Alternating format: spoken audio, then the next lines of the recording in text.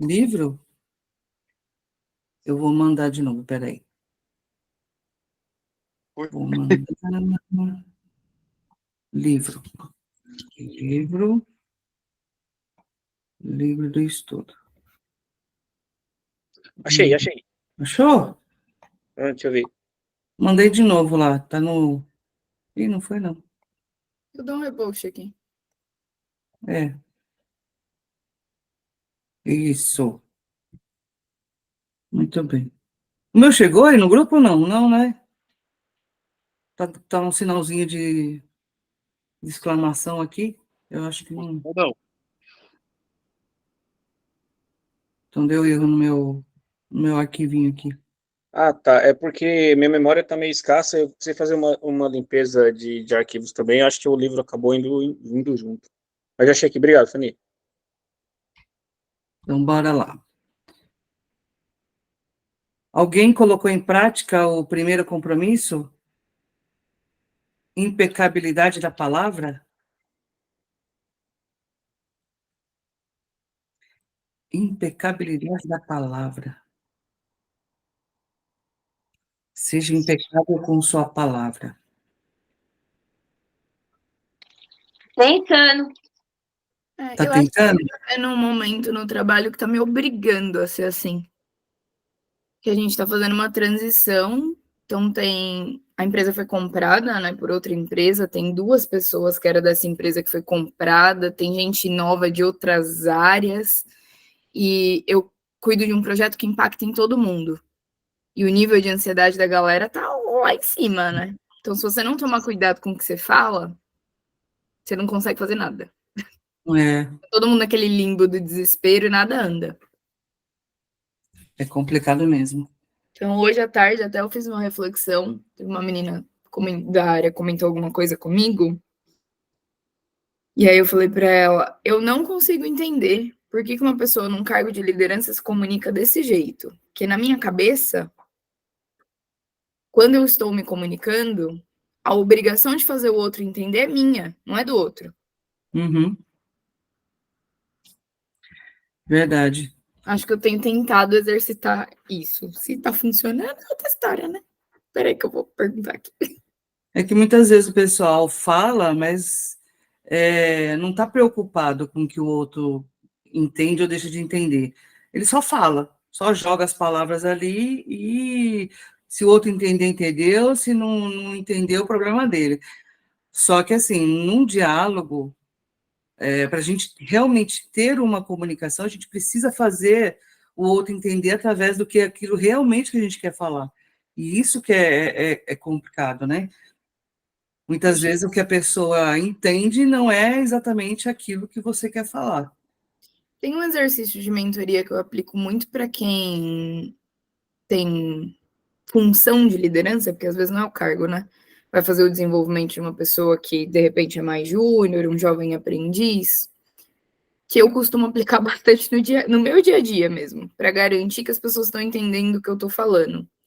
Então, estou passando algum processo de trabalho lá para a pessoa, e aí eu expliquei, eu valido o entendimento dela. Eu peço para ela me explicar o que ela entendeu. E aí eu vou checando, tipo, beleza, é isso mesmo? Opa, peraí, isso aqui não foi bem assim. Deixa eu explicar de novo, de uma outra forma, para ver se a pessoa consegue conectar. É verdade, porque a gente às vezes fala, né? A pessoa vai explicar o que você falou, não é nada daquilo que você falou. Aí isso é bem, bem verdadeiro mesmo. Muito bom. Então seria isso. E Felipe, conseguiu aplicar alguma coisa? Felipe. Para mim está sendo difícil. Por que está sendo difícil? Porque... não sei explicar. É que é tanta pessoa diferente que eu falo todo dia. Uhum. Mas assim, por exemplo, com a Juliana, com seus filhos, pelo menos, não importa as outras pessoas lá que você está envolvido, que na maioria das vezes é o pessoal da obra, né, o pessoal lá. Mas pelo menos com a sua família. Até com a Juliana é difícil. Ó, Juliana, a culpa é sua, hein? O Felipe tá te jogando a culpa em você agora. Não, com ela é difícil, não é nem culpa dela. Mas a comunicação no relacionamento, muitas vezes, é o mais difícil mesmo. É o mais difícil. A gente tem que encontrar um canal de comunicação com o outro para facilitar isso. É. Aí é o tempo, é você encontrar o canal de comunicação do outro para conseguir ter essa comunicação, né? Foi uma dificuldade muito grande com o Luna. Às vezes a gente conversava, falava, ficava conversando um tempão, aí depois ele falava uma coisa, eu falava, não, mas não é isso. Criar um grupo no WhatsApp e fazer reclamação com fotos de evidência. É, é uma boa ideia, viu? Boa ideia, boa ideia. Ia travar mesmo meu celular. Ai, ai. Tá, só dando ideia, hein? Só dando ideia. Boa noite, Regina. E aí, Regina? Então, bora lá. Segundo compromisso. Não leve nada para o lado pessoal. Na verdade, os 3 compromissos seguintes se originam do primeiro. O segundo deles é: não leve nada para o lado pessoal. O que quer que aconteça com você, não tome como pessoal. Usando o exemplo já mencionado, se o vejo na rua e digo, você é um estúpido, sem conhecê-lo, não estou falando de você, estou falando de mim mesmo. Se levar para o lado pessoal, talvez você acredite que é estúpido. Talvez possa dizer para si mesmo, como ele sabe? Será clarividente? Ou todos percebem que não passo de um estúpido? Você leva tudo para o lado pessoal porque concorda com o que está sendo dito. Assim que concorda, o veneno passa através de você e o prende no sonho do inferno. O que causa sua própria captura é o que chamamos de importância pessoal, a expressão máxima do egoísmo. Cometemos a presunção de achar que tudo é sobre nós. Durante o período de nossa educação ou domesticação, aprendemos a levar tudo para o lado pessoal. Achamos que somos responsáveis por tudo. Eu, sempre eu. Nada do que os outros fazem é motivado por você, é por causa deles mesmos. Todas as pessoas vivem seu próprio sonho, em sua própria mente. Estão num mundo completamente diferente daquele no qual vivemos. Quando levamos algo para o lado pessoal, presumimos que os outros sabem o que está em nosso mundo, aquilo que tentamos impor ao mundo deles. Mesmo quando uma situação parece pessoal, mesmo que os outros o insultem diretamente, não tem nada a ver com você. O que dizem, o que fazem, as opiniões que emitem estão de acordo com os compromissos que as pessoas possuem em suas mentes. O ponto de vista deles provém de toda a programação que receberam durante toda a domesticação. Então, essa questão, não leve nada para o lado pessoal. Muitas vezes a gente aprende, muitas vezes não, né? A gente sempre aprende que tudo se refere a gente. Então, desde pequeno, é, tudo é sobre nós. Só que quando a gente cresce, muito pouco é sobre nós mesmos. Então, se os atritos que tem dentro da sociedade, dentro de um ambiente de trabalho, a gente acaba levando para o lado pessoal, né? Alguém falou alguma coisa, já leva para o lado pessoal. E muitas vezes, ou na maioria das vezes, nada se refere sobre a nós, sobre a gente mesmo. Sempre é mais do que a opinião do outro, dentro daquilo que é o que o livro fala. Está dentro daquilo que a pessoa está vivendo, a opinião dele. Muito pouco é sobre nós. Você já alguém consegue trazer um exemplo, algum fato ocorrido que vocês perceberam que foi falado, vocês levaram para o lado pessoal, mas depois, refletindo, conseguiram fazer uma dissociação disso?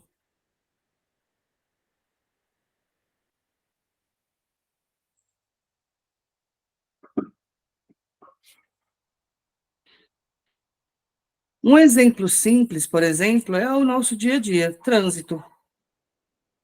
No trânsito, muitas vezes o pessoal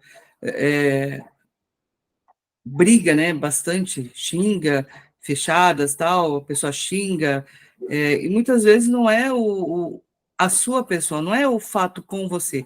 Dá um exemplo, hoje não, ontem, o Luna chegou falando que tomou várias fechadas de carro, de moto, né, e duas, três vezes, indo para a faculdade, voltando de São Paulo, na rodovia, e a questão é assim, do que aconteceu.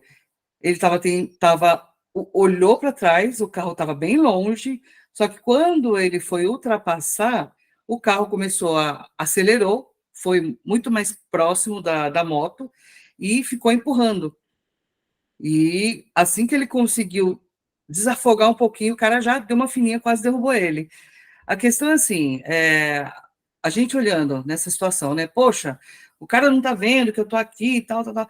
Muitas vezes a sensação, a emoção que o cara tá vivendo dentro do carro não é referente ao Luna, é referente ao que ele sente por estar em segundo lugar. Tem muita coisa, quando a gente está no trânsito, tem uma série de fatores, né? Tem a questão, não gosto que ninguém fique na minha frente, não gosto de ficar em segundo lugar, o cara é mais lento do que eu, então eu tenho que ficar na frente. Então, tem uma série de coisas, mas que não é exatamente sobre a pessoa. Então, agora vou invertendo, né? Aqueles motoqueiros que é abusado. Pena que o Caio não está aqui, senão eu ia pegar ele de Cristo hoje. O motoqueiro que é abusado, ele vai lá, começa a xingar, tal, e muitas vezes não é sobre a própria pessoa, né?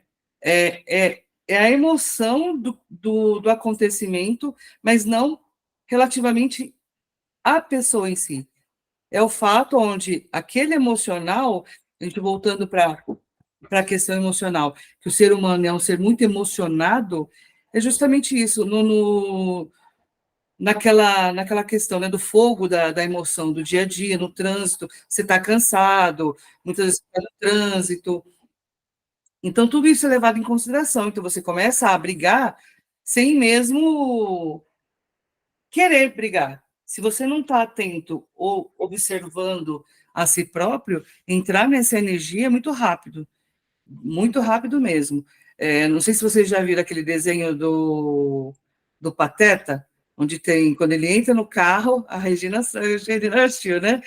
Você entra dentro do carro, já se transforma, já incorpora aquele pateta, o bicho, né? O monstro pateta que já começa a gritar, brigar, fechar todo mundo, atropelar, querer atropelar o pedestre. E é engraçado, todo mundo que dirige também é pedestre. Só que muitas vezes, quando você está no carro, a gente incorpora o motorista tão fortemente que você não está preocupado com o pedestre. Às vezes o pedestre passa correndo, você xinga a pessoa, mas você esquece que você está com o carro e qualquer coisa que a gente pega num pedestre é um acidente, pode machucar até ser fatal. E muitas vezes, se a gente não está atento, a gente deixa a questão ser humano de lado e fica muito do arquétipo motorista maluco, né? O motorista monstro. Então, essa questão da gente não levar nada para o lado pessoal, por exemplo, no trabalho, vem um colega de trabalho e reclama de você. Ah, você é uma folgada, que não sei o quê, não sei o quê. A questão é, se aquilo me incomodou, esse você é folgado, em algum momento eu me assemelho a isso, eu entendo que aquilo é verdade, aquilo é verdadeiro. Então, muitas vezes, agora voltando para o nosso dia a dia, no relacionamento, ou a mulher ou o marido reclama com o outro, o companheiro reclama, ou a mãe reclama, ou o pai reclama, e aquilo te incomoda, em algum ponto, aquilo tem uma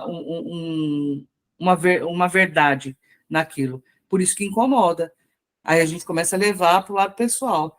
Então, quando a gente começa a acumular muitos assuntos não resolvidos, né, principalmente em relacionamento ou até família, aí tem aquela questão de uma gota d'água no copo para transbordar. Aí começa a briga, começa a discussão.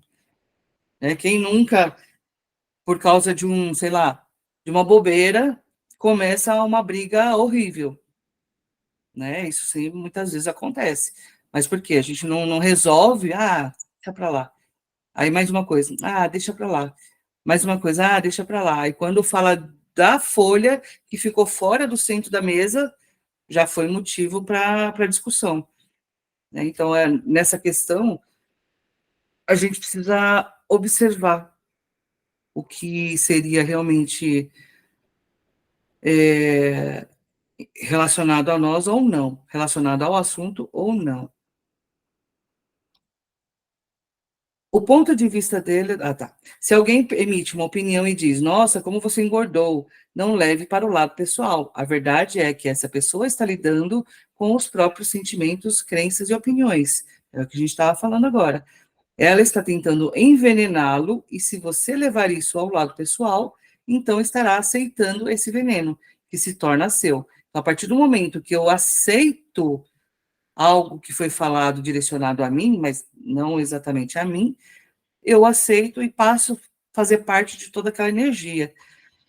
Levar as coisas para o lado pessoal torna você presa fácil desses predadores, os feiticeiros de palavras. Eles conseguem captar sua atenção com uma pequena opinião e injetam todo o veneno que desejam.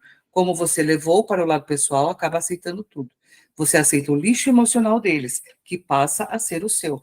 Voltando para a questão do trânsito. A gente nunca sabe o que o outro está passando em casa, se o cara está correndo, porque que ele está apressado, ou porque que ele está lento demais na frente. A gente nunca sabe o que se passa na vida do outro. E a gente ficar supondo situações não leva a nada. Então, se eu estou com pressa, estou atrasado e está trânsito, sinto muito, eu deveria ter saído, me organizado melhor para poder sair mais cedo, para chegar dentro do horário, ou aceito que tem trânsito, né, que nem a Regina, agora é de sexta-feira, é um trânsito danado para subir, né, lá de Santos para cá. Tem o que fazer? Não tem. Então, o que pode ser feito é sair mais cedo ou se conformar de que toda vez vai chegar atrasado. Então, são algumas questões, né?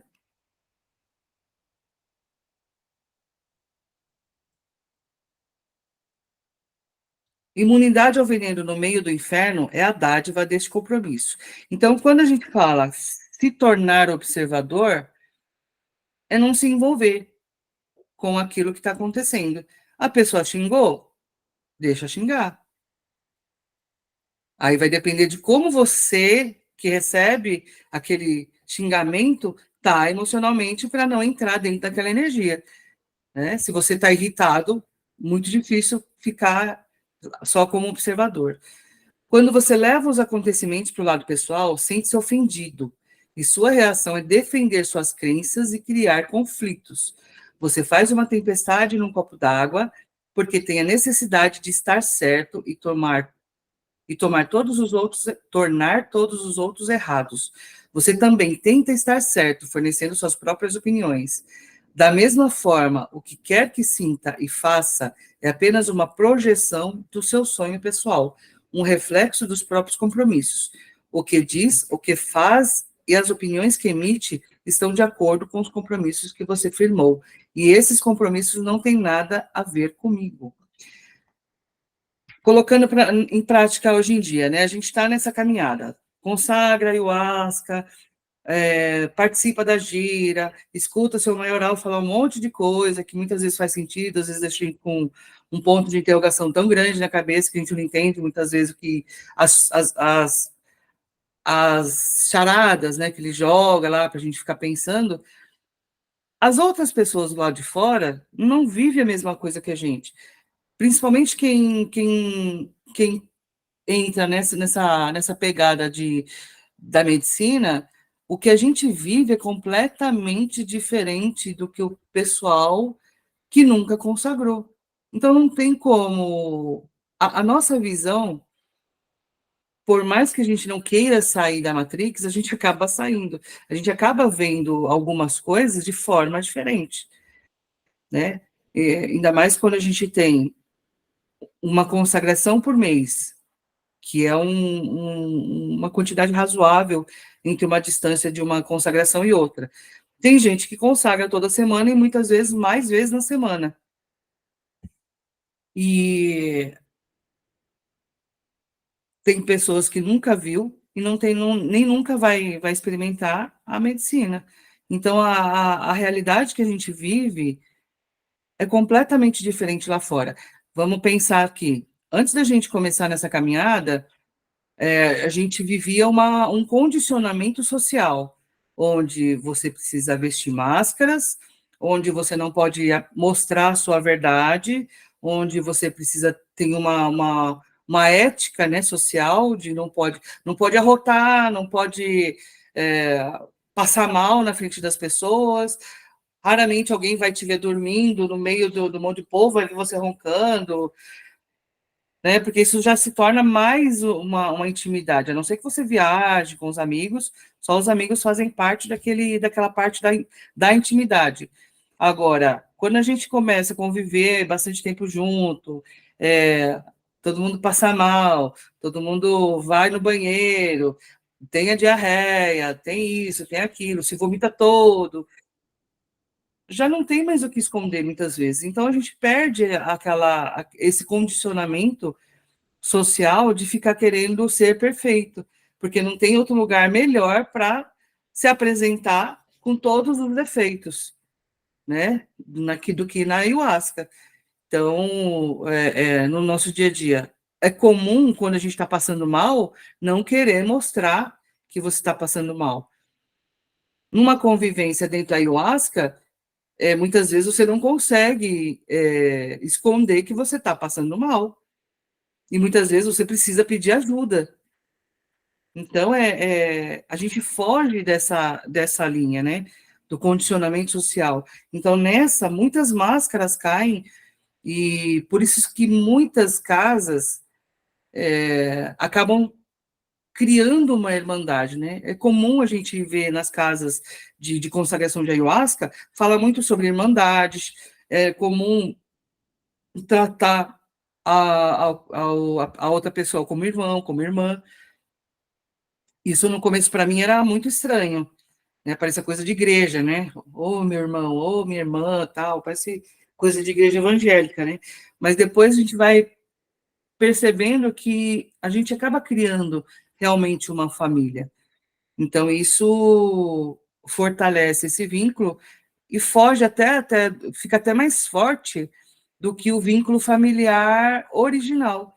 E a gente acaba tendo uma certa estranheza com pai, mãe, com irmãos, com parentes próximos, familiares próximos. Tá difícil o assunto, não tem mais assunto. A gente está até conversando outro dia, né, Roger? Acho que no domingo, que acaba ficando sem assunto. Muitas vezes no dia a dia já estava sem assunto, depois que a gente entra para esse meio, fica mais difícil ainda. Ainda que quando a gente está no mundo corporativo e vivendo isso, a gente tende a ter que, né, equilibrar a forma de ser dentro do mundo corporativo e a forma de ser fora do mundo corporativo, que a gente acaba aprendendo a lidar a usar essas máscaras. Mas aí também tem uma outra questão. Quando a gente usa máscara, é não se identificar com elas. Então, a gente está ali para viver o mundo Matrix, porque precisa, a gente está vivendo nessa dimensão, porém, a gente não precisa ficar presa a ela. Mas, para trafegar nesse meio, a gente precisa vestir as máscaras. Tá bom?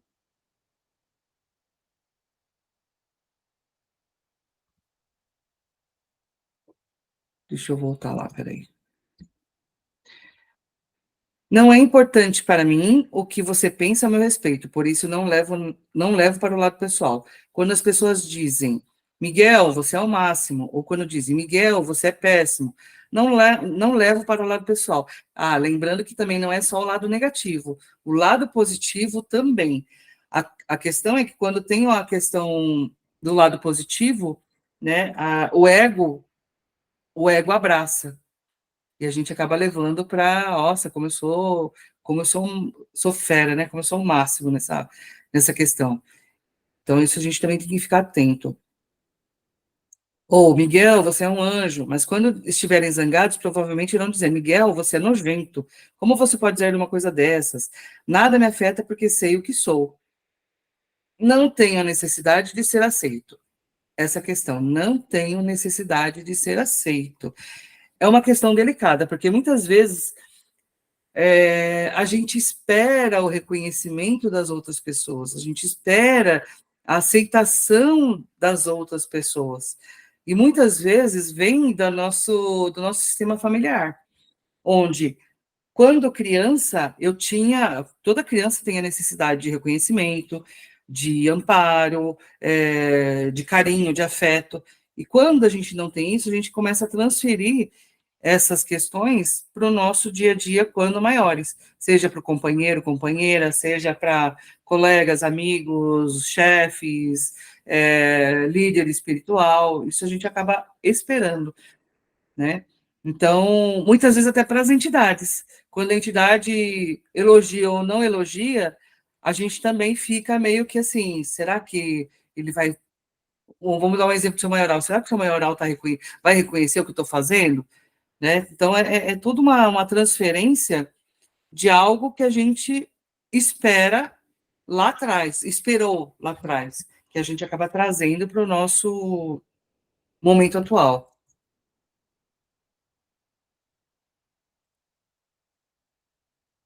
Então, acho que ele fala, né? Não precisa de ter ninguém dizendo, nossa, como você é bom, ou como você não é bom. Não leva as coisas para o lado pessoal. O que quer que você pense, como quer que sinta, sei que é problema seu, não meu.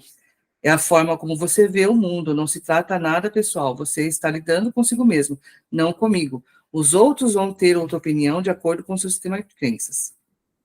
Ah, acabei repetindo, peraí.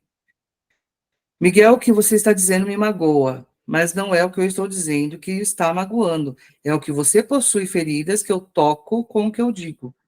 Você está magoando a si mesmo.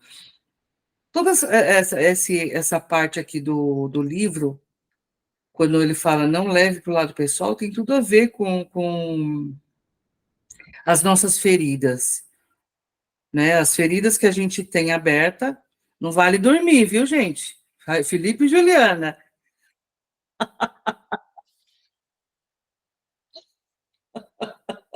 Eu não estou contando historinha para dormir.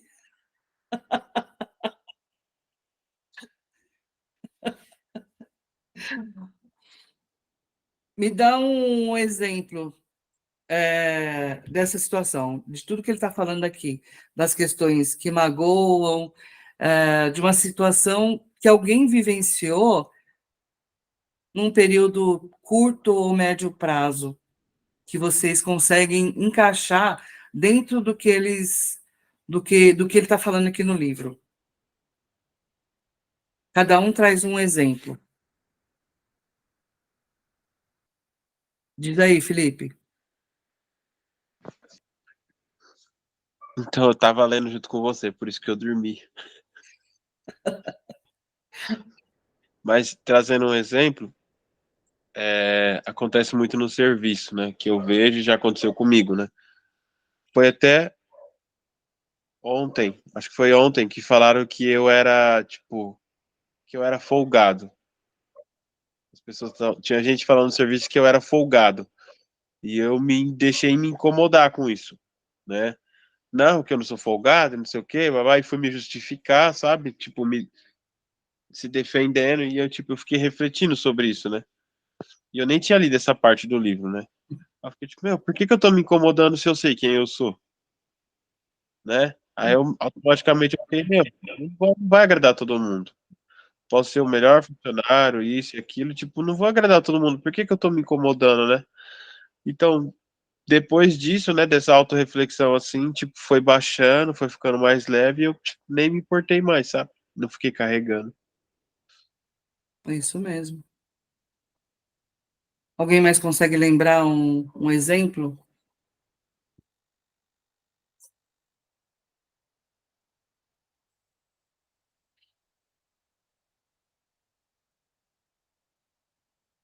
Pode falar, Roger.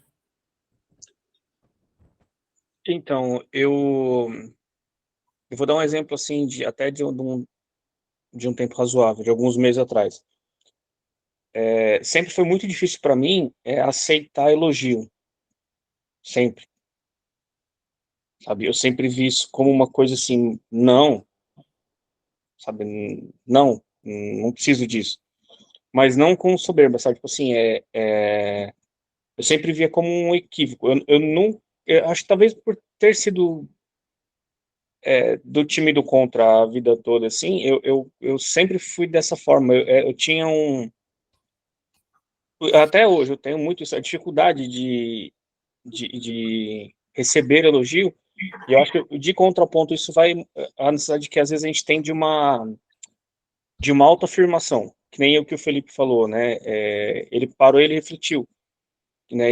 Ele tem consciência de quem ele é, e acho que quando a gente cria essa capacidade de se autodefinir, a gente não necessita mais de aprovação de terceiros. Não precisa que ninguém chegue lá e endosse o que a gente é, né? A gente não pode viver dependendo. É que nem fala, é da síndrome do impostor, né? E isso às vezes prejudica até assim, que a gente acaba não se vendo capaz de fazer as coisas porque a gente depende muito da aprovação do que o outro acha, do Uhum, que o outro está falando, né? A gente acaba deixando de ver o quanto a gente é capaz, porque depende que as pessoas endossem o que a gente faz. E foi difícil, mas eu comecei a trabalhar esse lado de aceitar as pessoas falando coisas positivas sobre mim, e ao mesmo tempo que quando chega uma coisa negativa, eu aprendi que eu preciso ter esse equilíbrio entre assim, o que a pessoa fala é o que ela fala, né? Não tem que afetar diretamente quem eu sou ou eu mudar a minha conduta, porque no meio de algumas pessoas, uma está sendo contra aquilo que eu estou fazendo ou está sendo negativa perante alguma atitude minha, né? Eu acho que é meio tem a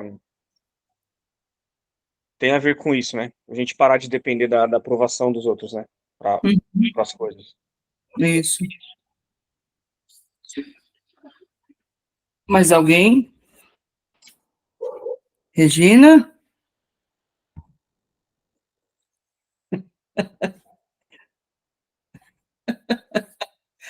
Aline, Juliana? Tiene tá fazendo janta, ó. Eu Juliana, acho que, que- fala. oi, eu acho que até trazendo aí, como na maioria das vezes acontece nas giras, né, que o Samuel sempre no final pega a gente para conversar, acho que a gente fica num vai e vem, né, de eu pego para mim isso que ele está falando ou não pego para mim isso que ele está falando. Então, eu acho que acontece tudo ao mesmo tempo ali, né, da gente entender o que ele está falando, ver o que ele está querendo dizer e como que eu pego aquilo para mim. Uhum, Às vezes precisa ser, eu entendo que às vezes precisa ser de um jeito que a gente tem que deixar doer, pegar e resolver. E às vezes uhum, não, entendeu? Então acho que vai além, né, do que um exemplo, né? Acho que acontece várias coisas ali quando a gente está naquele bate-papo final e encaixa bastante nisso que a gente está falando. é. O que a gente precisa considerar também quando a gente está em grupo é levar bem essa questão, né? Que nem tudo a gente pode levar, a gente precisa levar para o lado pessoal, mas tem coisas que servem. Quando serve, a gente leva para reflexão. Agora, tem muitas vezes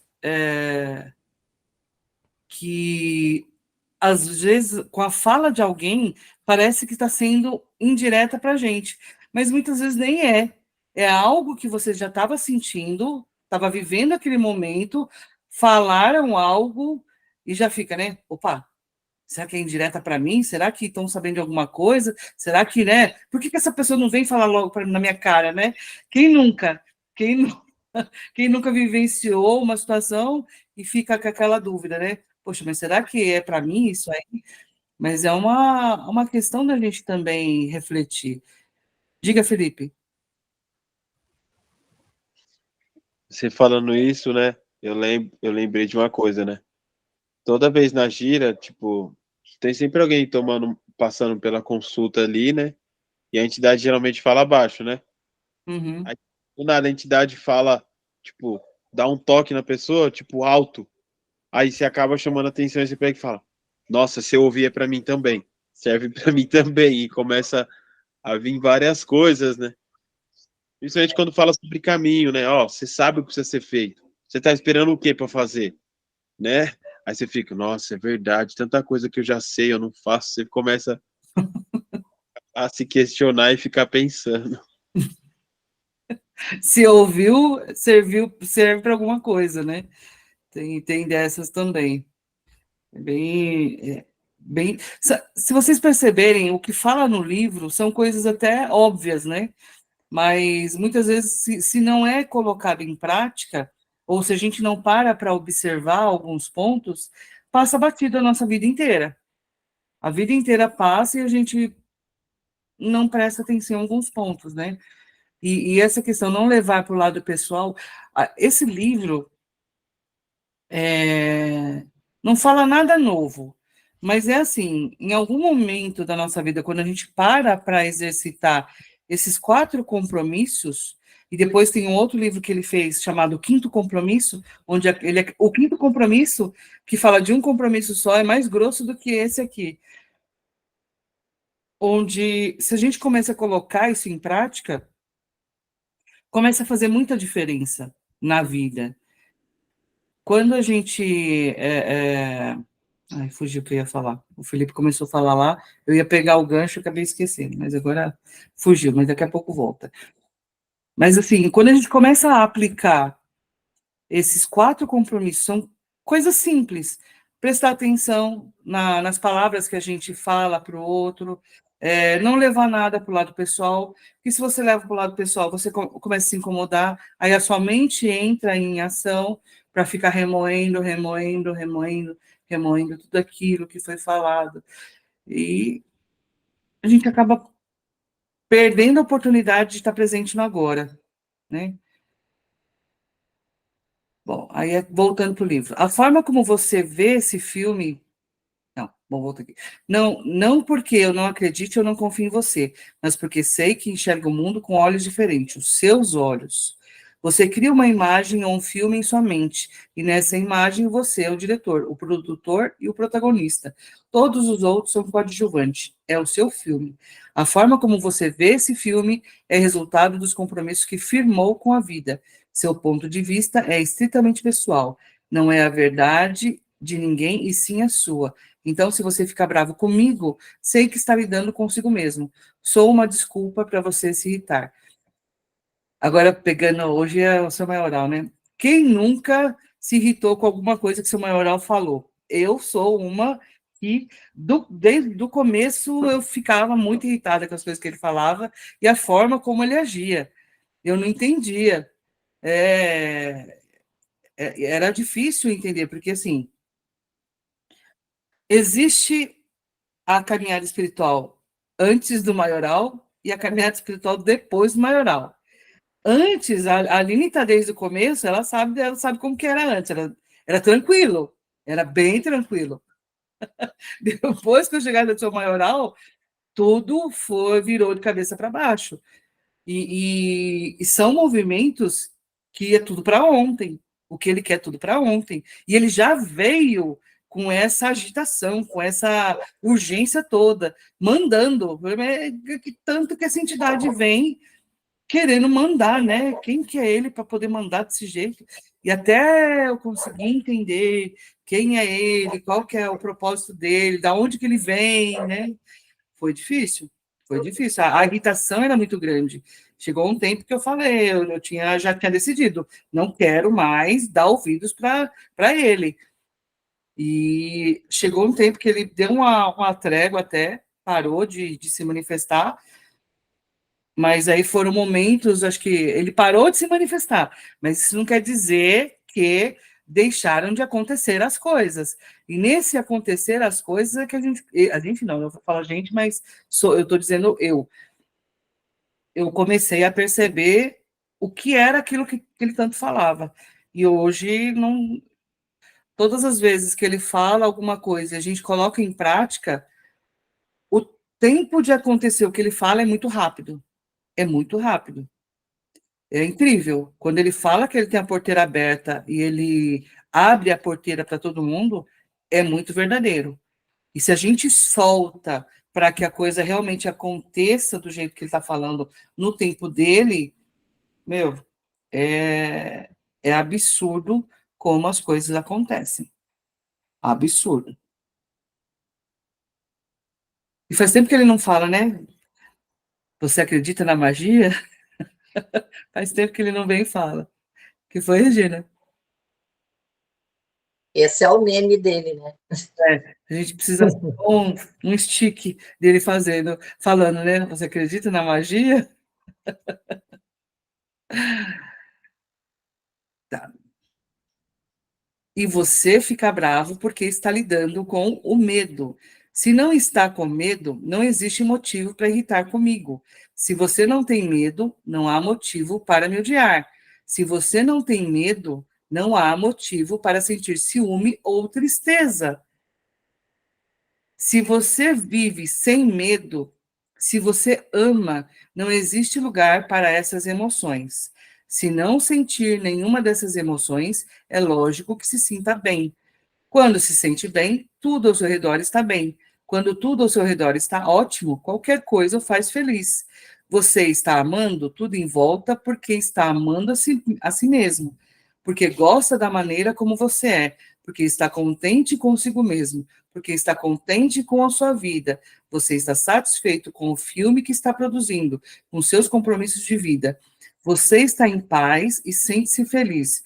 Vive nesse estado de graça, no qual tudo é maravilhoso e tudo é tão bonito. Nesse estado de graça, você está produzindo amor o tempo todo, com tudo o que percebe. O que quer que as pessoas façam, sintam, pensam ou digam, não leve para o lado pessoal. Se disserem como você é maravilhoso, não o estão dizendo por sua causa. Você sabe que é maravilhoso. Não é necessário acreditar quando as pessoas dizem que você é maravilhoso. Não leve nada para o lado pessoal. Mesmo se alguém pegou uma arma e deu um tiro em sua cabeça, não foi nada pessoal, até nessa situação extrema. É até complexo a gente falar, a gente escutar algo desse nível, porque ali a emoção pega muito forte. Quando envolve situações extremas, não tem como o nosso emocional, principalmente se for alguém muito próximo a nós, não se envolver emocionalmente. Mas aqui ele fala que mesmo que alguém te der um tiro, nunca foi pessoal. Se a gente for pensar naqueles massacres que acontecem no mundo afora, né, nos Estados Unidos principalmente, que o atirador entra numa escola e massacra um monte de criança, professor e tal. Era pessoal com cada pessoa que ele matou? Não era. Alguém que sequestra alguém é pessoal em relação àquela pessoa?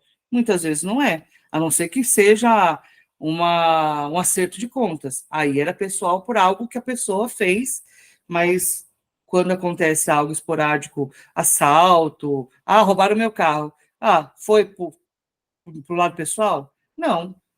Eu tinha algo que interessava a outra pessoa, ele foi lá e se aproveitou de uma bobeira que eu dei.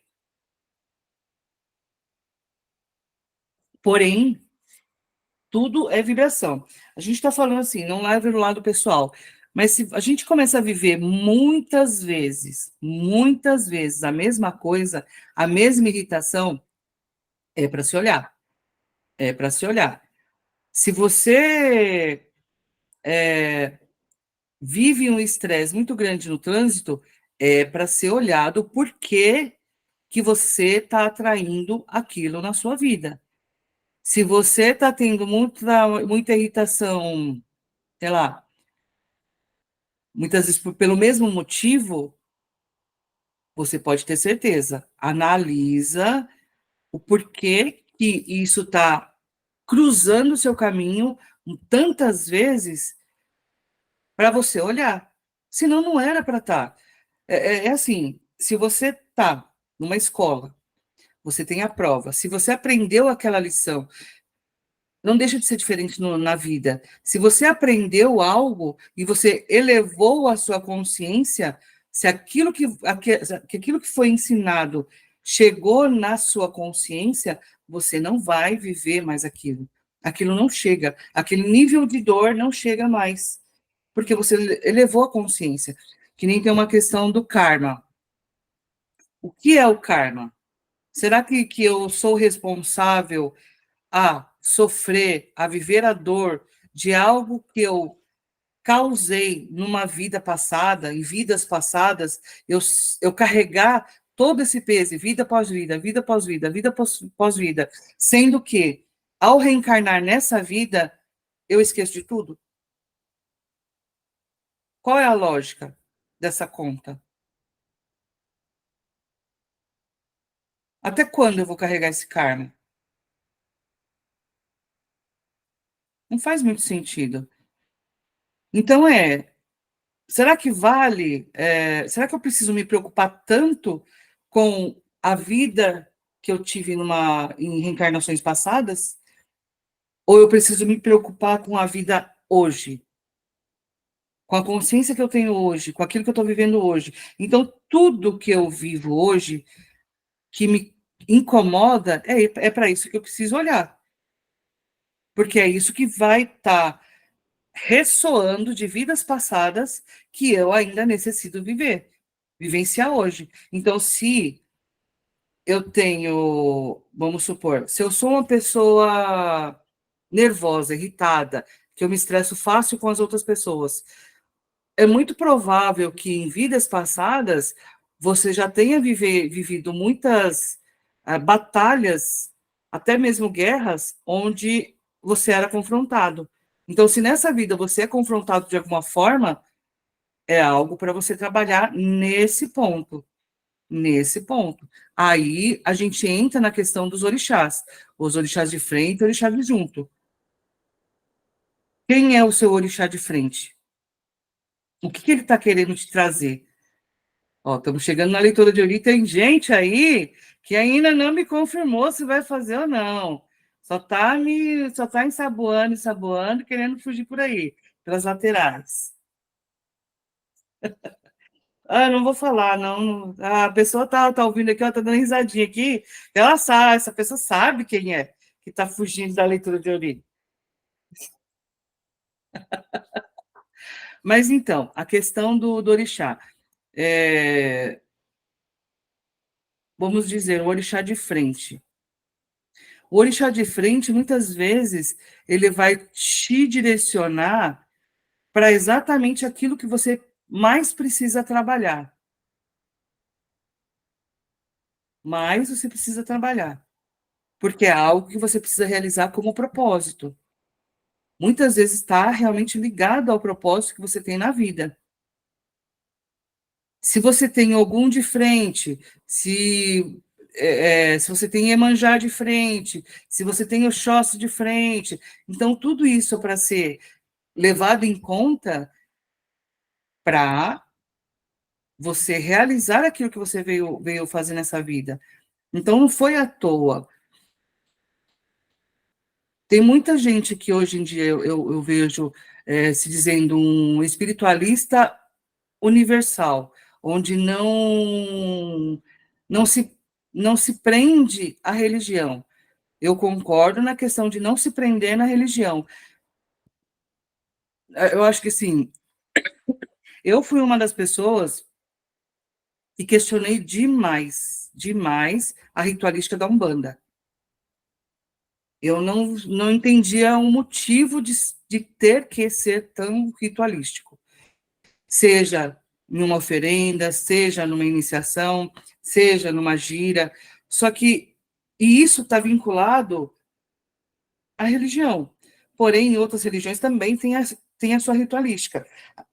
A Igreja Católica tem a ritualística, a evangélica tem, a judaica tem,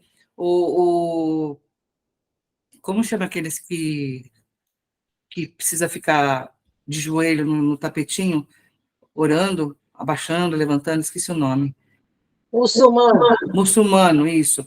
Tem essa ritualística, tudo tem um porquê deles seguirem uma certa ritualística. E se a gente for olhar para a psique humana, se a gente não realiza algumas ritualísticas, a gente não entende, a gente não consegue entrar dentro dos mistérios. Então, quando a gente faz algumas ritualísticas dentro da Umbanda, a gente está meio que criando um cenário para a nossa psique, para que a gente consiga entender alguma coisa. Então, quando eu entendi isso, eu percebi a importância das ritualísticas dentro da Umbanda, dentro das nossas práticas. Né? Não por ser umbandista, mas por entender a ritualística, por entender a conexão necessária para ser realizado numa atividade. Na leitura de Ori, por exemplo, para que a esteira? É uma necessidade que a gente tem como ser humano de sair da zona de conforto, né, de deitar na nossa cama, de estar lá com as cobertinhas, com o travesseiro, tudo, e ficar deitado numa situação mais precária, digamos, para nossa mente entrar num processo de entendimento daquele momento. Então, a gente cria todo um cenário durante uma semana, 7 dias, pelo menos, para que a nossa mente entre numa sintonia, para que no dia venha uma entidade e, através da sua energia, ele consiga ler. O que eu percebi, assim, quando acontece isso, na primeira vez que eu fui fazer a leitura de Ori, eu estava com uma insegurança muito grande, porque eu nunca tinha feito isso, né? E nem daquela forma. Na casa onde a gente desenvolveu e trabalhou, era de um jeito, não precisava de fazer esteira. Era uma gira específica que a gente ia lá e a entidade fazia a leitura de Ori. Mas quando eu fui fazer isso, foi me pedido para fazer a leitura de Ori aqui, o pai Joaquim se apresentou e falou que deveria ser feito dessa forma. E eu precisei fazer o preceito também junto. Então, enquanto as pessoas estavam fazendo, o pessoal estava fazendo esteira, eu também estava fazendo, para eu conseguir entender como seria feito a leitura. Então, quando eu cheguei no dia da leitura, eu também precisava estar com a minha energia mais sutil para que ele pudesse incorporar e eu pudesse entender o que ele estava mostrando. Coisa que, no decorrer do tempo, com a medicina, durante as giras, conforme a gente vai ganhando, entre aspas, horas de voo, você começa a perceber de forma mais natural. Então, quando a gente estava, a Fanny estava brincando, né? Ah, quem dá, vamos fazer o bolão para acertar a coroa. Eu não falo porque muitas vezes nas giras eu já vi a coroa. Então, se eu falar, é algo que eu já vi enquanto uma entidade está incorporada, não é exatamente o pai Joaquim, porque ele só vem na leitura de Ori. Mas muitas vezes a entidade vem e ela já vê, já é apresentado, parece que está escancarado na pessoa a coroa. E é muito interessante essa questão. E a leitura de Ori, eu acho muito importante, tanto é que lá, muitos lugares é feito só depois de um ano, dentro da casa, onde você já fez algumas iniciações, aí só depois é feita a leitura de Ori. Só que eu entendo que a leitura de Ori ajuda muito a pessoa a se conhecer. Quando você conhece o seu orixá de frente, o seu orixá adjunto, o seu orixá ancestral, é uma descoberta de você mesmo. Quando eu fiz a minha leitura lá no terreiro, onde deu Nanã, né, como orixá de frente, para mim era uma completa desconhecida para mim, essa orixá, Nanã. E eu não me identifiquei à primeira vista com esse orixá. Mas eu entendi que, no decorrer da minha vida inteira, Nanã esteve presente fazendo a decantação do meu emocional, porque era algo muito forte em mim. As emoções eram muito à flor da pele. Então, foi necessário Nanã vir para decantar, com a entrada e saída de vários orixás na minha vida, para que hoje eu conseguisse entender o mistério de Nanã, e a partir do mistério de Nanã eu consegui entender o Ogum na minha vida, que eu tenho Nanã de frente e Ogum como orixá adjunto. E o orixá adjunto é aquele que vem mexer dentro do seu íntimo para que você alcance o positivo desse triângulo dos orixás. Então não adianta um só, você estar no positivo de um orixá só. Você precisa estar no positivo de todos os orixás. E tem o quarto também, que é o recessivo, não menos importante, mas que, enquanto você não consegue entender essa tríade de orixá na sua coroa, muitas vezes o quarto, o recessivo, não se apresenta. E é muito natural a forma como ele se apresenta. Muitos de vocês, às vezes, nem precisa fazer a leitura, porque com a medicina, muitas vezes os orixás apresentam. A dúvida vai ser em qual, se ele vai ser o de frente, adjunto, ancestral, recessivo, porque fica muito vago. O orixá não vem, a energia não vem e fala, olha, eu sou seu orixá de frente, eu sou o seu orixá adjunto. Né? Só que também essa é a nossa leitura dentro daquilo que a gente pratica. Dentro se a gente for fazer a leitura de Fá dentro do candomblé, a leitura vai ser diferente. Então, a gente parte de um princípio, que nem, por exemplo, a Tieme. A Tieme tem na coroa dela Oxóssi. Só que muitas vezes a gente pensa que não é nem Oxóssi, é Ossan. O quanto ela sente forte a energia de Ossan quando a gente canta para ele. Quando tem uma gira de Oxóssi que canta para Ossan, para ela é muito intenso, mais do que Oxóssi. Então, muitas vezes, a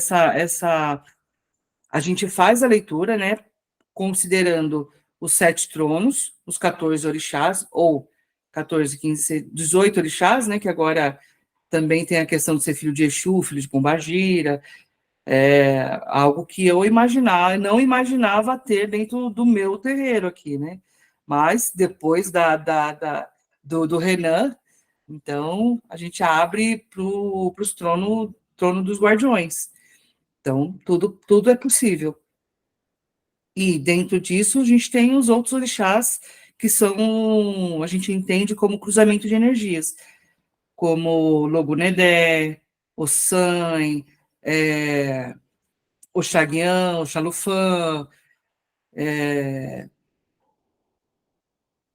e tem uma série de outros orixás que a gente não conta dentro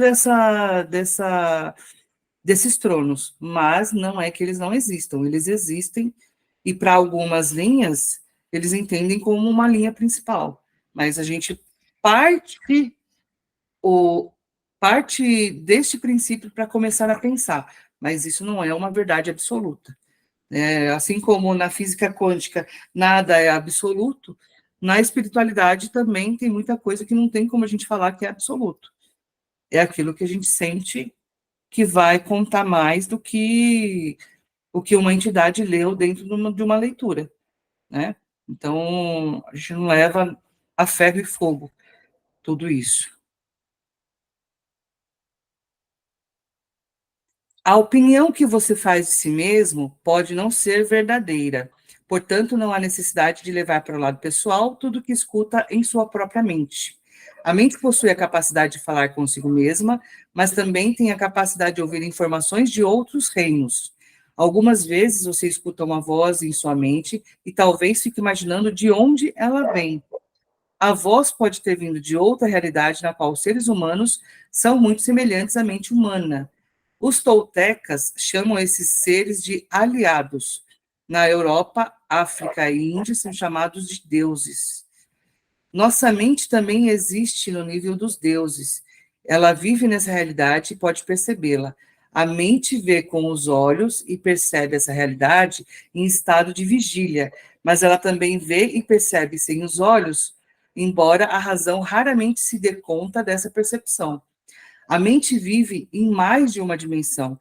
Existe, olha, esse livro é tão antigo, mas ele já fala de coisas que a gente está falando hoje, né?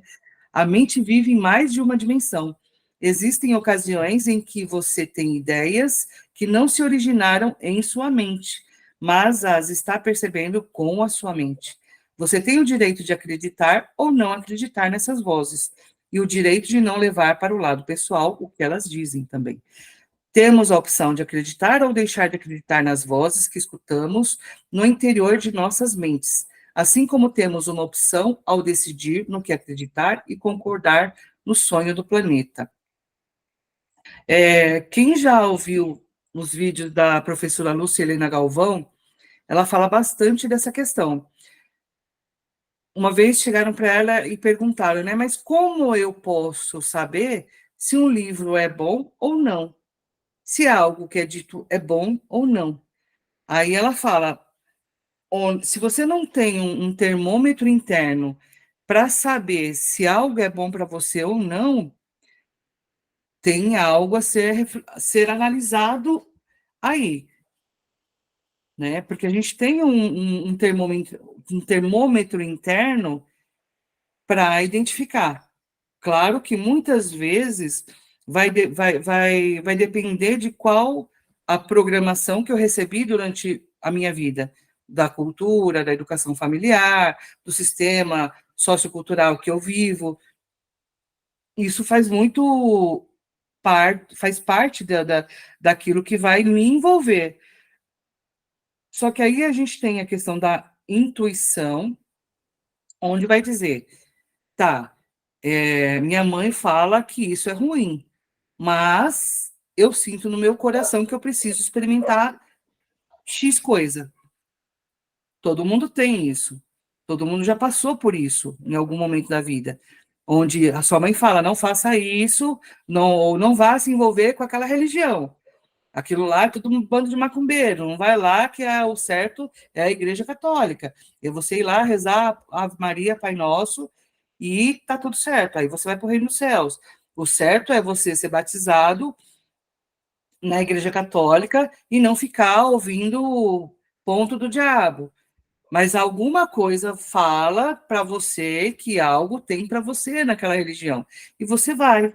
E você é tocado naquela religião que a sua mãe mais abomina. Então, são situações onde você tem dentro de você algo que te encaminha. O que o livro diz que são vozes de deuses que fala dentro da sua mente. Mas a gente sabe, a gente vivendo dentro desse mundo espiritual, nessa caminhada espiritual, que tem muito mais além disso, do que falam na nossa mente.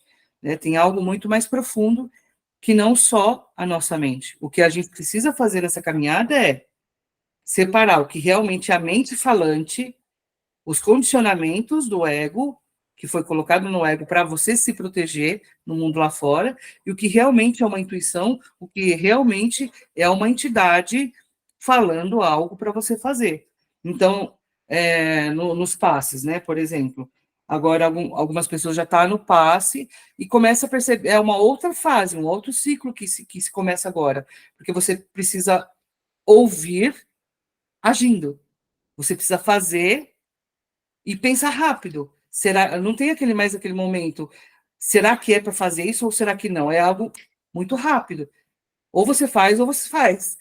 Ou você faz, ou você toma uma ação e depois você percebe, putz, acho que não era bem isso que era para fazer. Mas você fez e está tudo certo. porque é um processo de aprendizado. Muitas vezes, muitas vezes não. No começo, o seu maioral falava para mim, né? Eu falava para ele, tá, mas eu nunca fiz isso. Ah, tá, não estou dizendo para. Eu sei que você nunca fez, mas você vai aprender fazendo.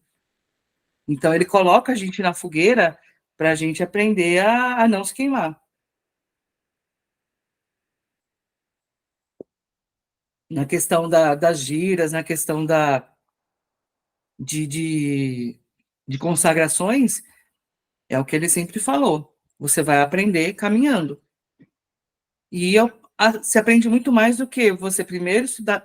A gente ganha muito tempo aprendendo na caminhada, né?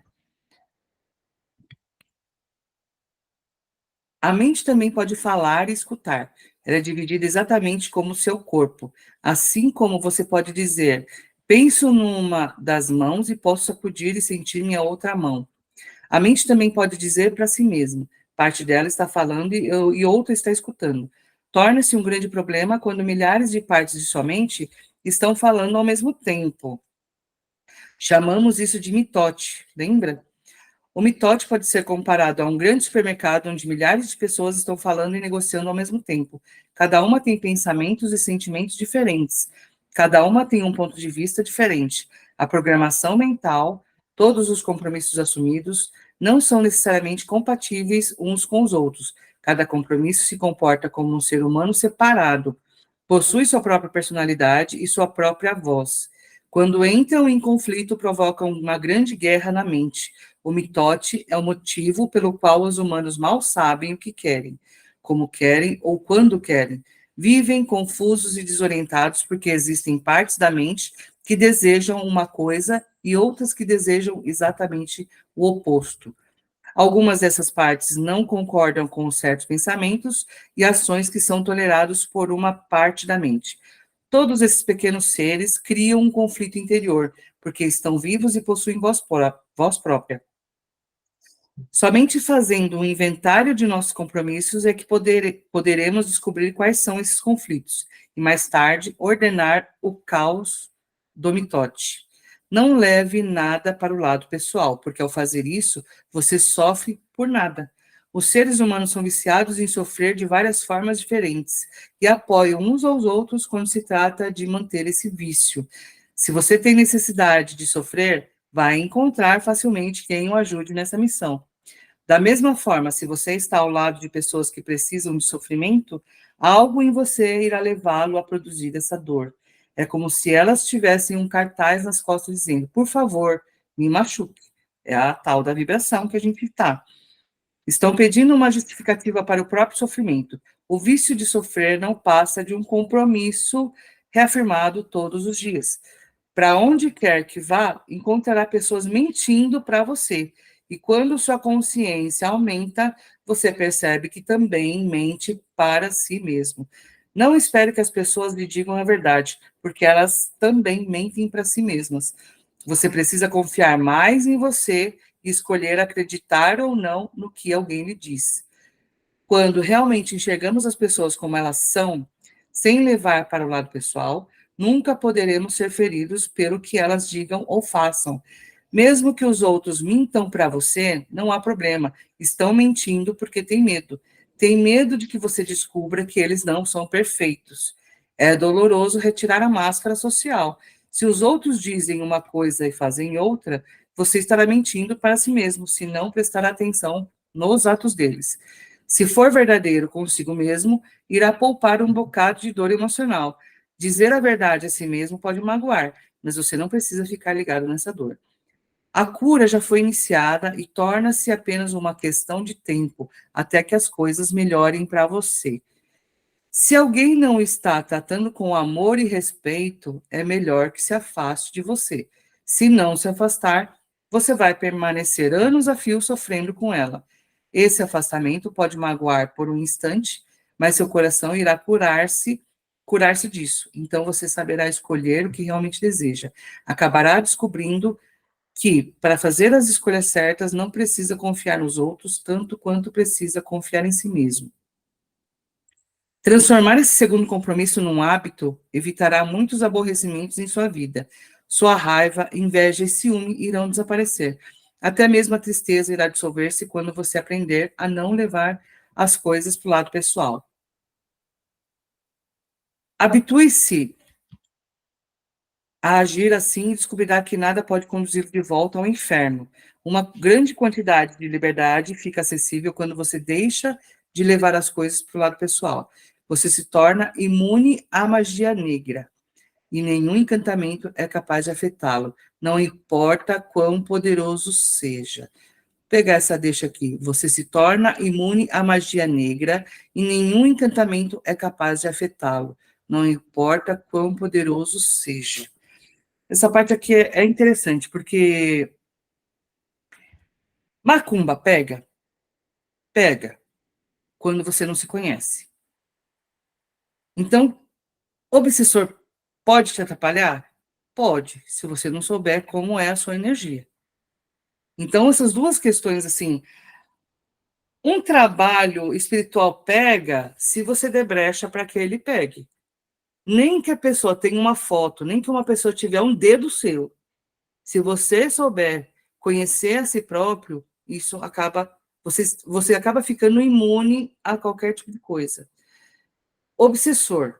Muitas vezes, quando a gente está no processo de ayahuasca, o nosso campo ele se sutiliza bastante. Então, a gente começa a perceber muitas coisas, tanto na gente quanto nas outras pessoas. Muitas vezes a gente consegue enxergar os obsessores, os guias, os estelares que nos acompanham. O que acontece é que muitas vezes a gente não conhece aqueles que nos acompanham. Dá para fazer um descarrego para tirar o obsessor? Dá. Mas se você não se melhorar, se não houver a tão chamada de reforma íntima na parte espírita, o obsessor vai, outro vem. Então, porque a energia é o seu pensamento, é a sua vibração que vai fazer com que os seus semelhantes se acheguem, se aproximem. Então, um obsessor vai ser tirado na gira e outro vai chegar, com certeza. Então, se eu vivo no meio de pessoas que usam drogas, é aquela energia. Se eu vivo no meio de pessoas que mentem, que falam só coisas ruins, é aquilo que vai estar vibrando. Então, aquilo que eu vivencio é aquilo que vai estar grudado em mim, vai fazer parte da minha energia. Então, dentro disso, a gente leva também a parte de magia negra, né? Tudo pega. Se eu der brecha, é aquilo que o Maioral fala. Eu acho que para algumas pessoas eu comentei que no último ritual de ayahuasca, a sensação de satisfação do Maioral era muito grande. Era muito grande. Ele estava muito contente com tudo que estava acontecendo e com cada passo que cada um deu. Era muito, muito forte essa percepção. E porque a gente está fazendo o que precisa ser feito, o que as entidades todas estão falando, cada um está fazendo dentro da sua capacidade consciencial, está fazendo aquilo que te compete. Claro que dá para fazer mais? Dá para fazer muito mais. Aí depende do quanto eu me movo, o quanto eu ajo, para chegar num nível consciencial maior, cada vez maior, cada vez maior. Tá? Mas a satisfação dele era bem, bem grande. E a questão da magia negra, tudo tem a ver com essa minha vibração. A questão dos orixás, muitas vezes, né?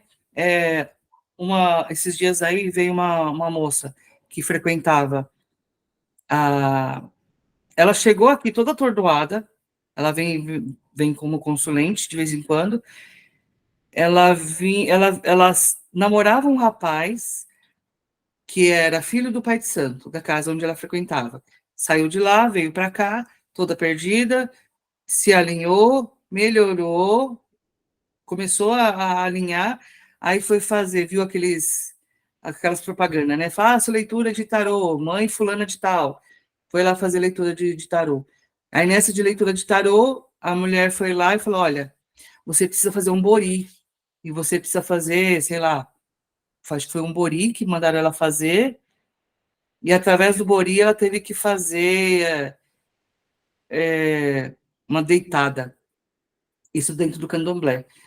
Aí fizeram o bori nela, e ela começou a ter, enquanto ela fez a deitada, que é aquele recolhimento que fazem no candomblé, coloca eles fizeram tipo uma massinha na cabeça dela, colocaram o pano branco e ela ficou recolhida dentro de um quartinho. Então, ela ficou lá durante algum tempo, nem ela soube dizer quanto tempo ela ficou lá, só que durante aquele período, ela teve desdobramento do corpo e ela diz, né, que teve pesadelos. E depois disso, ela começou a ter síndrome do pânico. Então, assim, a gente precisa tomar muito cuidado com aquilo que vem de fora. Por mais que seja uma pessoa que se diz ser quem é, a gente não sabe com qual energia a gente está lidando. Então, eu prefiro não fazer nada do que ir seguir uma caminhada que eu desconheço, onde eu deixo o poder na mão de uma terceira pessoa para lidar com a minha parte espiritual. Então, o que eu sempre falo aqui é assim, todo mundo precisa ter a liberdade, tem que ser livre para conduzir a sua própria caminhada espiritual. Então, o que é feito? Primeiro, comunicação com os guias. Que foi o que aconteceu comigo. Quando eu entendi como acontecia a comunicação com os meus guias, a minha comunicação com Deus agora é direta, através dos meus guias, através da intuição, através da percepção. Porque quando você começa a ter esse tipo de percepção, esse nível de percepção, onde você não fica refém de uma terceira pessoa para te dizer quem é seu Exu, quem é seu caboclo, quem é seu orixá, quem isso, quem aquilo, você é livre. Você fica livre, não fica refém de energias que você não sabe o que está correndo dentro daquela casa. Você não sabe o que fazem dentro da casa. Então, conheça primeiro, vai acompanhar os tipos de trabalho, porque muitas vezes você só conhece os bastidores depois que entra na casa. Nunca antes. Então, aí depois que a menina fez isso, eu escapei aos 45 do segundo tempo. Bem isso. É errado? Não, porque tem coisas de todo tipo para todo tipo de pessoa. Tem gente que precisa ficar preso desse tipo de coisa por algum aprendizado. E essa menina, assim, ela está sofrendo algumas crises e ela não consegue sair. Só que, assim, eu sinto, na verdade, que foi feito alguma coisa onde a energia dela ficou amarrada lá. Então, ela nem pedindo ajuda ela consegue sair. Ela precisa fazer um movimento muito maior para conseguir se livrar, para poder para tirar aquilo, né? Porque quando a gente não tem autonomia, lidar com essa parte espiritual é um pouco complicado. É um pouco complicado, tá? Para desfazer algumas coisas, necessita mexer um pouco mais profundo. Então, não é tão simples. Então, antes de começar a fazer alguma coisa, acho que é primordial a gente conhecer muito bem a fundo o que tá por trás ali. Fora outras pessoas também que chegaram aqui, mas não quer fazer o que precisa ser feito. A pessoa quer que a gente faça. Tem muita gente que prefere pagar para você fazer por ela, porque não quer fazer o que precisa ser feito. Então, cuida do meu orixá, ou faz as coisas aí que eu cuido do meu Exu e da minha pombagira, só que eles também precisam me dar de volta aquilo que eu dou. Não é bem assim que funciona. Do lado espiritual, não é tomar lá da cá. Eles estão ali acompanhando a gente, mas a gente tem que fazer também a nossa parte. Não é nem para receber algo em troca, mas é o resultado daquilo que a gente planta. Não tem a lei do retorno, né? Do plantio. Se tá gostosinho, tá errado, já diria uma pessoa. Já dizia o personal. Se o exercício tá gostosinho, tá confortável, desconfia, né?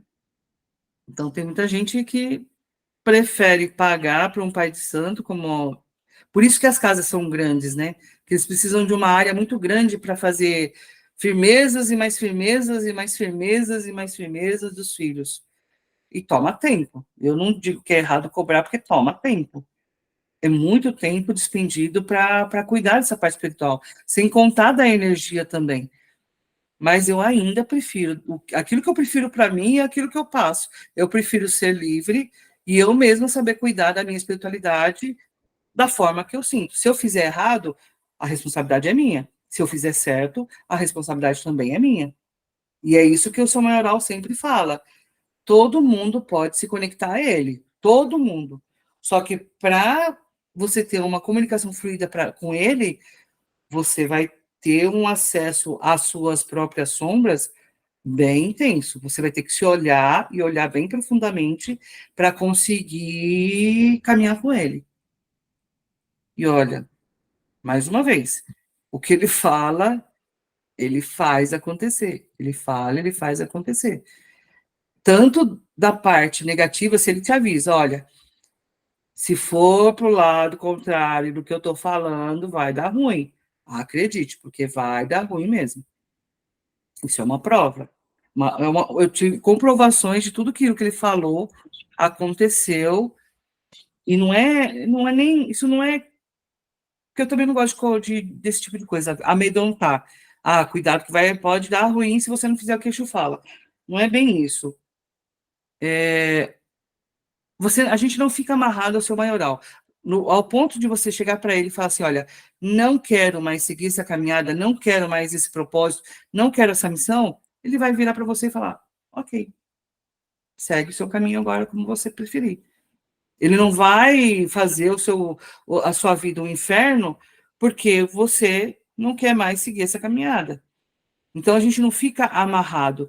Mas a partir do momento que a gente entende o propósito e se identifica com o propósito, não tem como mais a gente voltar atrás ou largar a mão de realizar o que precisa ser realizado, né? Então, é bem isso. Deixa eu só ver uma coisa aqui. Tá. Só falta um pedacinho aqui. Então, só para finalizar. Você se torna imune à magia negra e nenhum encantamento é capaz de afetá-lo, não importa quão poderoso seja. Todo mundo pode mexericar a seu respeito ou lhe enviar veneno emocional, intencionalmente, mas se você não levar para o lado pessoal, estará imune. Quando não aceitamos a dor emocional, ela se torna pior para quem a enviou e não consegue nos atingir. Veja como esse compromisso é importante. Ele ajuda a quebrar muitos hábitos e rotinas que nos prendem ao sonho do inferno e causam sofrimento desnecessário. Basta praticá-lo para você começar a quebrar dúzias de pequenos outros compromissos dolorosos. A prática dos primeiros 2 compromissos irá quebrar 75% das pequenas obrigações que o mantinham ligado ao inferno. Escreva esse compromisso num papel e coloque-o na geladeira para lembrar você todo o tempo. Não leve nada para o lado pessoal. Enquanto você se acostuma a essa prática, não vai precisar depositar sua confiança no que os outros dizem ou fazem. Para fazer escolhas responsáveis, só precisará confiar em si mesmo. Você nunca é responsável pela ação dos outros, só é responsável por si próprio. Ao compreender verdadeiramente essa realidade, recusando-se a levar as coisas para o lado pessoal, você dificilmente será atingido pelos comentários descuidados ou pelas ações de terceiros. Se você mantém esse compromisso, pode viajar ao redor do mundo com o coração completamente aberto e ninguém será capaz de lhe fazer mal. Pode dizer, eu amo você, sem medo de ser ridículo ou rejeitado. Você aprende a pedir o que precisa. Pode dizer sim ou não. Qualquer que seja a sua escolha, sem culpa ou auto-julgamento.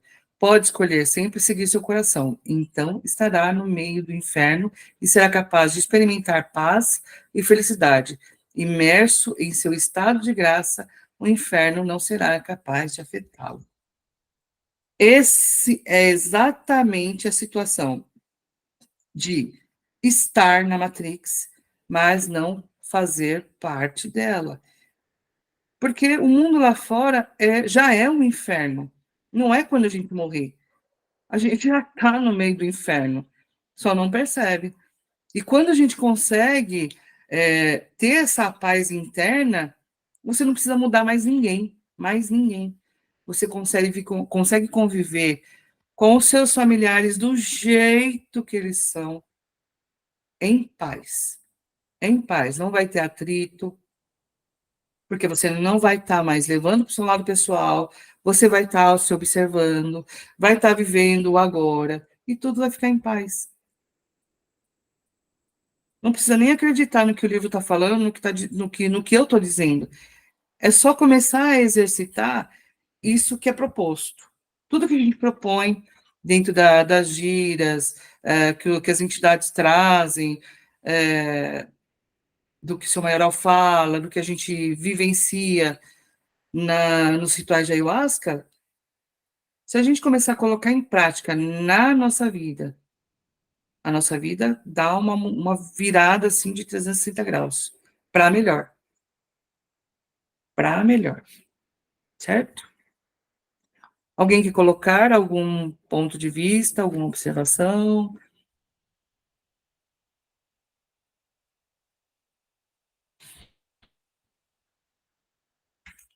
Então, tá bom. A gente parou aqui, a gente volta para o terceiro compromisso, não tire conclusões, e cada compromisso é complemento de um outro, certo? Então, bora lá. Sábado tem gira e domingo tem treinamento, certo? O time já está jantando. Então, vamos lá, gente. Boa noite, bom descanso para vocês. Boa janta para quem vai jantar. Boa pintura para Regina, que não parou de pintar. O microfone está desligado. Estou retocando aqui a minha menina da meditação. Tá feia aqui, estragou, então eu dou no jeito. Então tá bom. Boa noite. Boa noite, gente. Tchau. Tchau. Boa noite.